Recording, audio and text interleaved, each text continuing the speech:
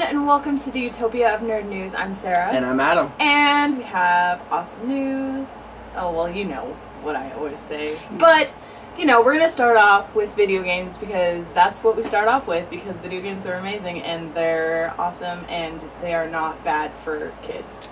Sometimes. Yeah, sometimes. Kids don't play Saints Row 4. Anyway, the first little bit of gaming news we have is some people might be aware of the fact that Final Fantasy XIV Realm Reborn came out. Yeah, I got that.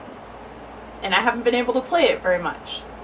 Yes, and we're kind of about to go into that because I got it too, but then it turns out I didn't get it because they had to refund my money. Which this goes into it, saying that people that got the PlayStation version that purchased it digitally through the PSN on August 27th and 28th actually had their money refunded because they were having the server problems that we know they've been having. Yes. Well, with certain people, some people are getting in fine. But because some people are having difficulties, I had my whole set of difficulties, which were even worse. Yeah, so that was nice of PlayStation. Just a good little, happy story, I guess, for PlayStation fans. Right, so good job, PlayStation. Right, help making up for Squeenix. So, another fun thing going on, a game we've been bringing up quite a bit lately. A game we're both very excited for, Lego Marvel. Now, Lego Marvel, it will have tons of heroes and villains of the Marvel Universe. But one of the cool special characters that they did say they would have, but nobody is quite sure how it would be implemented, Stanley. Now, they came out with just this little teaser video thing, just kind of showing off some of the powers that Stan Lee will have in the game, which included turning into the Hulk, using Spider-Man's abilities, shooting laser eyes like Cyclops, and just some other stuff. So basically, he's just a giant whatever you feel like. He's like Ditto in Pokemon, I guess. I guess. That's cool. Yeah. Well, obviously it makes sense because Stan Lee created a lot of Marvel like half stuff. of Marvel. Yeah. So he was probably like, hey, these are my faves, and I want their powers. I don't know. He was probably like, I like these people. Well, those are people that he created, too. And I think he was also doing some Iron Man stuff, too. But anyway, so it's just a fun little thing so you can see what Lego Stan Lee will do in the game. I think it would have been even more funny if there was just random scenes where he just pop in, because that's what he does in the movies. But it's cool that he has powers. And also, just so you know, Stan Lee actually does voice his character in the game. Oh, well, that's cool. Right. Maybe this is the chance for him to actually be in his stuff. Like have powers. Because I know I'm sure he's probably like, I wish I could have been that character. Well, now he gets to be it in a video game.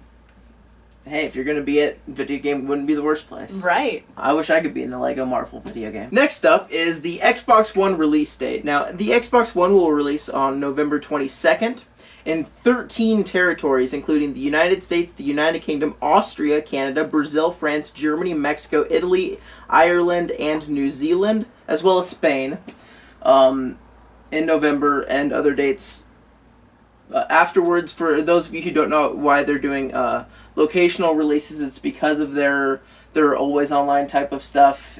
They have to make sure that they have the online for that area, so that's why they don't have a global release date, which is what they used to do.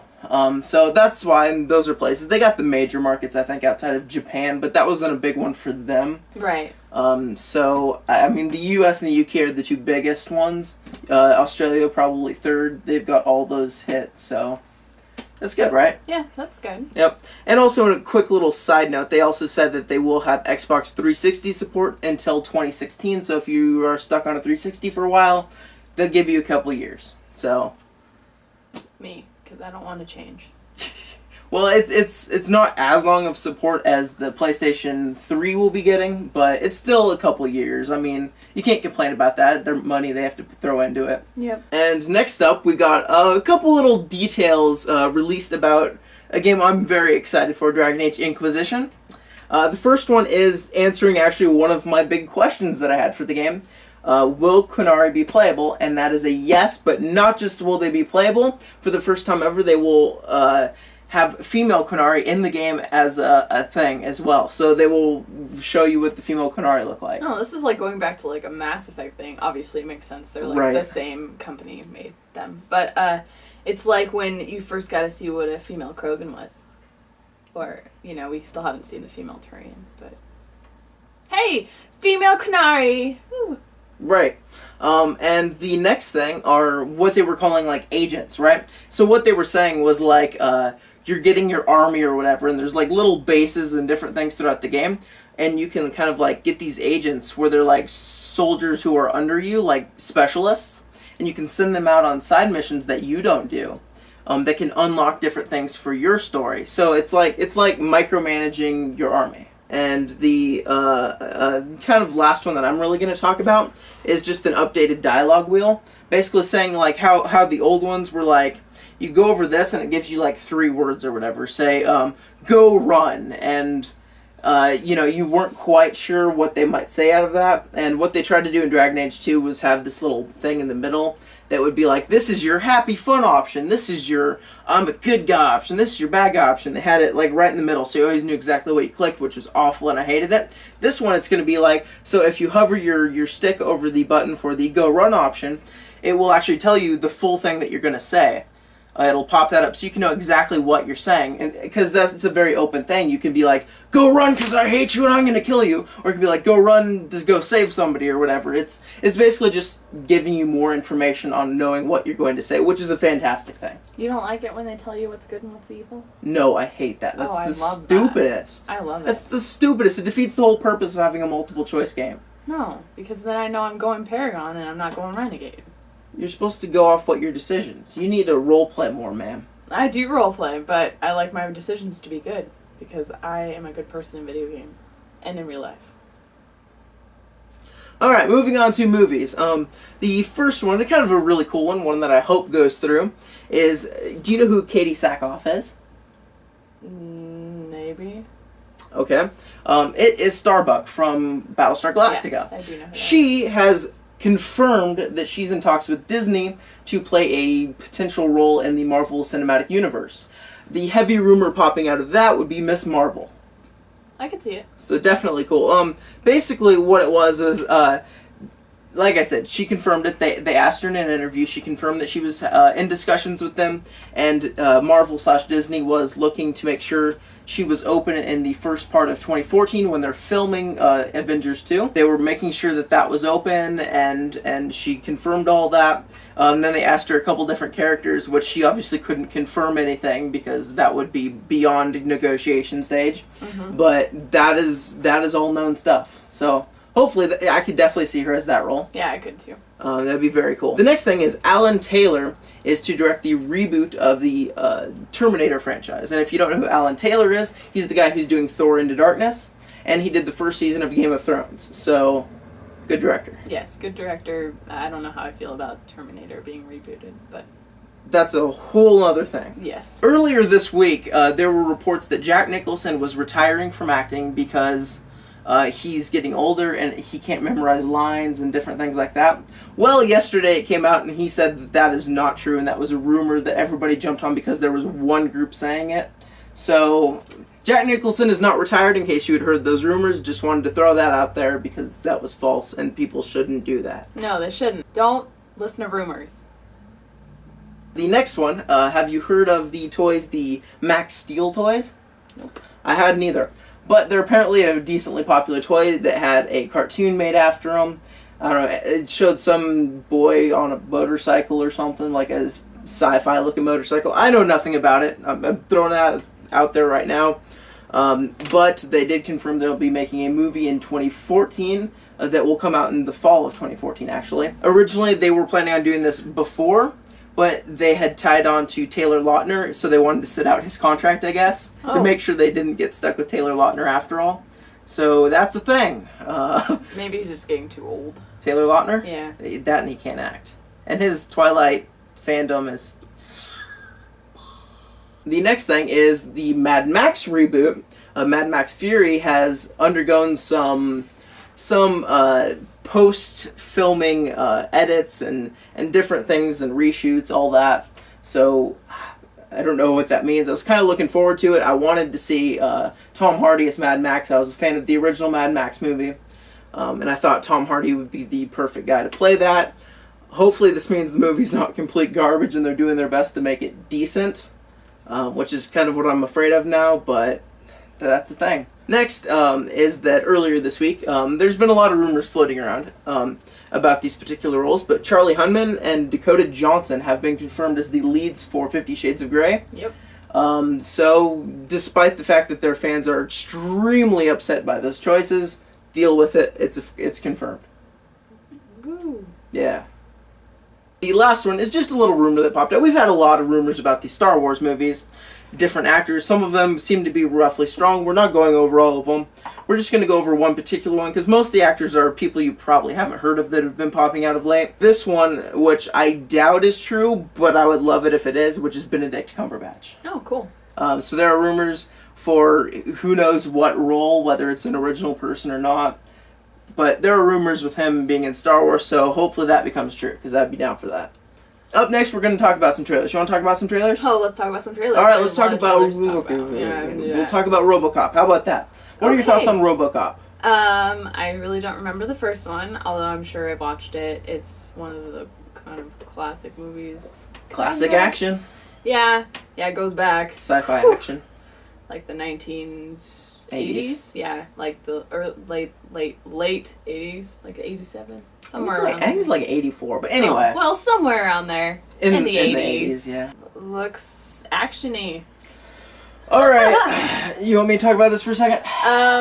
Yeah. Okay, first off, I'm extremely upset by the fact that they ruined maybe the best part of the original first film, which was his scene where he got executed, where he's on his knees, they're... Best scene in the whole film. They ruined it. They just have some little walking out car bomb done, and that's extremely anticlimactic and nowhere near as fun. And they showed it in the trailer, so... They did. They showed it in the trailers. I mean, the trailer shows the movie. Let's be honest. All it showed was him not taking out the bad guy. You just which is the last movie 15 minutes. Yeah. And the other thing that really disappointed me was the original was a very gritty, rated R action movie with blood and guts and all that stuff. And this one, they went out of their way to make a PG-13 film.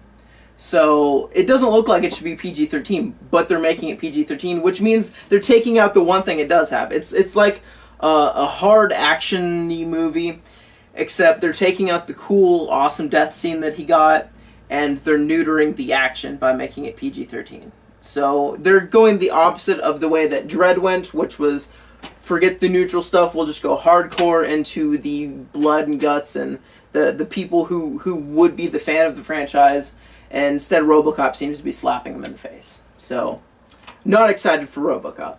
The next trailer we have is one we've talked about more on her section, but we've talked about a decent amount on the show, which is the trailer for The Wind Rises, the Studio Ghibli movie. What are your thoughts?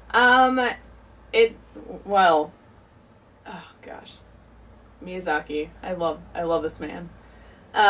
This one, I know I've heard it, and he's even said it, he's like, it's probably going to be controversial because it has to do with war in Japan and 1920s. Also, he said on this one that the earthquake, he had planned this movie before the earthquake in Japan happened. So, people were like, oh, you just did it because that. No, he had a plan before that earthquake happened. But the trailer looks interesting. It's definitely going to be one of the serious ones of the Miyazaki films. I will probably end up watching it because I love Miyazaki, but and Joe the composer. Yeah, but he didn't do the main theme. That's what I noticed on the credits. He didn't do the main theme. He did the music for it, but the main theme was done by some guy named Gano or something like that. But anyway, for me, I loved the art. I love the art style. It's if you play Ni no Kuni and you're not sure who Studio Ghibli is, they're the ones who did the art direction for that. It's very, very similar. And Joe did the music for Ni no Kuni. Yes, he did. He does the music for pretty much a lot of Miyazaki's films. The art was definitely the best part, at least from the trailer. Really, I don't know. The trailer itself kind of bored me, but that doesn't mean the movie's bad, because I think the movie I'll actually really enjoy. As much as I thought the trailer was just like, alright, because it's like a 4.5 minute trailer. Mm-hmm. And it's also in Japanese, so there's English subtitles kind of thing, but it's still like, the movie will probably be better. Like you're saying. Right. I'm excited for it, even if the trailer honestly was a little bit boring to me. and it looked like she was puking blood or something. Yeah, I don't know. know. I think it was a nosebleed that was It just could've been. like a broken nose kind of nosebleed where it just pours, but I don't know. Anyway, the last one we will go over is All Is Bright. What were your thoughts on that? Not a movie I'd see in theaters. Seemed interesting, but I don't know if I would say that it's on my I want to watch it list like right away. Maybe if it like happens to be on TV one day, maybe I'll be like, oh, I'll check it out, but it usually doesn't happen. So I wholeheartedly agree with you. Even though I do think the casting wasn't too bad. I think Paul Giamatti's a fantastic actor, one of the best actors in Hollywood right now. Paul Rudd's definitely a good actor. He's not bad, he's not great, but he's a solid guy, and those are the two leads for the movie. I think the weird part for me is the timing of the movie. It's coming out in the fall, I believe. And it's like a Christmas one. Yeah, it's about selling Christmas trees so that he can buy his daughter a Christmas gift. Yes. Very odd timing for it, but I suppose Christmas movies have come out in the fall recently more and more. It's got an interesting premise, I suppose. I mean, he's like his ex-con trying to find a job. With mutton chops. Yes. He's got mutton chops. Paul Giamatti. Interesting storyline. I just don't feel like it's yeah. It's kind of a dramedy kind of like they didn't make it like full out comedy. So if that's what you're thinking it is, they have a serious kind of tone to the movie, which I'm fine with. Like you said, I would definitely watch it, but I wouldn't spend money on it. Yeah. I think that's the perfect category for it. So yeah, that's that for my stuff. Now we will move on to Sarah's stuff so she can talk. Alright, woo, anime stuff. Okay, so Sentai Filmworks licensed the anime Gatchaman Crowds, which is a 12-episode series that is derived from the Gatchaman TV series. And it will be available soon through digital outlets, and will have a home video release in 2014. So if you're familiar with Gatchaman, woo, and I don't know if it'll be in English or if it'll be subtitled. If it's not in English, it'll be subtitled in English, most likely. Well, no, it will, because fans will always do it. Yep, but I'm not quite sure. And they're, that's the thing, with Sentai Filmworks. And that's crazy, because we haven't heard from Sentai Filmworks since, like, maybe Otakon, when they had their panel, I believe. Good for them. But yeah. They got something else on the way. Licensed it.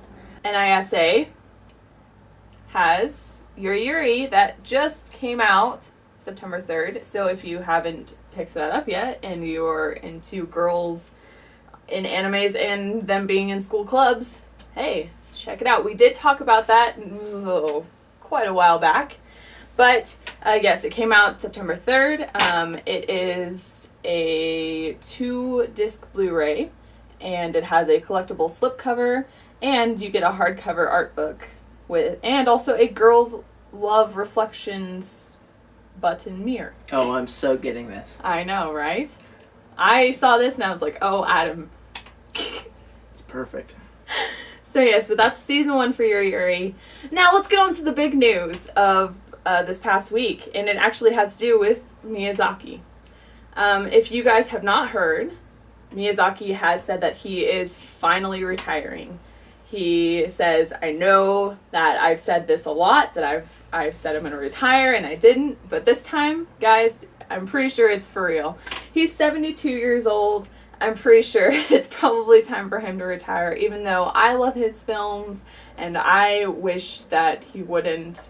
But people need to retire after a certain amount of time. Well, another thing, it's good he retires before he starts to lose it. Yeah. Because how many people who, whether it's an athletic thing or a story thing or a musician thing, try and push it beyond where their body's limitations go, and they start making stuff that just kind of embarrasses you as a hardcore fan. It's good if he's going to end it, he ends it with The Wind is Rising, and it's a good movie, and he can just end it on a high note without having, 1 or 2 movies that just, Yeah, and that's another thing. He said that he can't work these 12 to 14 hour days anymore. His body only lets him work like 7 hours. And he, even though he loves being an animator and he's not, like into directing, he even said that he's like, I don't like to direct a lot because I have to make decisions, and I just like to be an animator. But he said that, he, even though he loves animating, he wants to do some other stuff, and he wants to, you know, retire and rest. And for him, resting isn't like what we would consider resting. You know, you retire and you're just like, hey, I'm gonna relax. He's like, whatever I end up, you know, finding a love for, that's how I rest. So even though, you know, Miyazaki will be missed from Studio Ghibli, it's a good thing. I'm glad that he, you know, he got a lot of movies out, and you know, he can go on and do other things. Right, and it's not like Studio Ghibli is stopping making animated Nope. films. I mean, they're still going on. They know how he animated everything. Yeah. They know all of his tricks of his trade, you know. They can still ask him a random question, too. I mean, it's not like their whole entire company is just gone now, you know. Oh, no. They're still going to be making some of the best animated films out there. Mm-hmm. They're like the Japanese Pixar. Yeah, except better. But yes. So Miyazaki also said, and if you don't know, Miyazaki is the co-founder for Studio Ghibli, but he also said that they have a museum, a Studio Ghibli museum, that he said that he probably might end up like working on a little bit, and he said jokingly that he might even become part of the museum. Yeah, I was just thinking, so, like, they'll be like, yeah, you can come in, help us, then they'll like sit him on a giant chair in the middle of the thing and just have him sit there all day. yes. And then I can go there and be like, oh my gosh, Miyazaki. You can be like, oh my gosh, I don't speak English. I don't speak English. But yes, that is what's going on with Miyazaki. I'm for sure that this is the last one. That he's going to retire. That he's not just saying it and not going to. Because, you know, he deserves to have some fun with the rest of his life. Even though animating's fun. Anyways, so moving on from there, Studio Ghibli has a movie that's coming out next summer. They haven't released any details about it, but that's when their next Studio Ghibli movie will be coming out after this one. Obviously, The Wind Rises. Is it Hamtaro the movie? No. But yes, it'll be coming out next summer, so we'll keep you in tune with that. And that's all that I have for anime news. In the book news, there wasn't a whole lot going on. The only thing I found was Spawn. Woo! And to go with that, Spawn the Dark Ages Complete Collection hardcover is coming out the 10th of September, which would be Tuesday. And it is by Brian Holguin, Steve Niles, and the illustrators are Liam McCormack, Angel Medina, and Nat Jones. And what this is about, it's the reprints of the journey of Lord Covenant, a 12th century knight killed in a holy crusade far from his homeland, who returns to Earth as Hellspawn. So there's that, and it's also going to be a reprint of issues 1 through 28. So if you are a Spawn fan, there you go. You have issues 1 through 28. Spawn made it in 3 articles in the last 2 weeks now. Yes. He's working hard right now. Yes, he is. But anyways, other than that, that's all that I found in book news. There wasn't a whole lot of books coming out on the 10th. So that's the thing. That is a thing. And yeah. That is our show? That is our show. Alright. So that's our show. Thank you for watching. Over the course of next week, we will have a review on Riddick, or at least I will. And I believe that's it.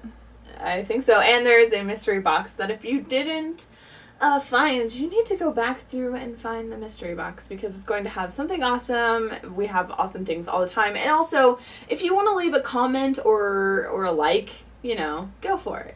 We love to hear from you guys. We love to hear your comments. If you think our content's awesome or not, leave a comment. Please. See you next time, guys. Bye. See ya.